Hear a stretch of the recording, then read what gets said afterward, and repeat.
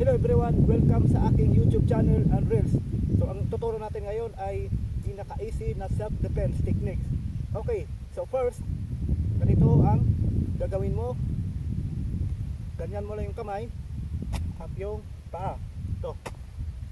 Then, ang face mo nakaharap doon. And, yan. So, parang naka-horse stance ka, tapos outside. So sabay ito, outside and inside. Inside. So ano to siya? Block sa suntok dito pag ganyan. Pan. Okay. Yan, block. So make sure na ang pag inside block mo pag ganyan ay nakasangga at naka ano dito sa face. Ayan. Ayan. Okay.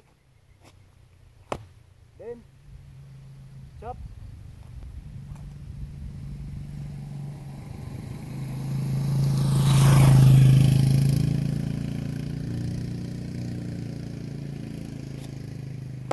Then chop.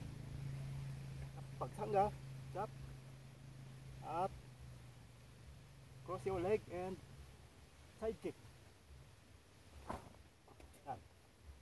Okay. So inside to and outside to and inside.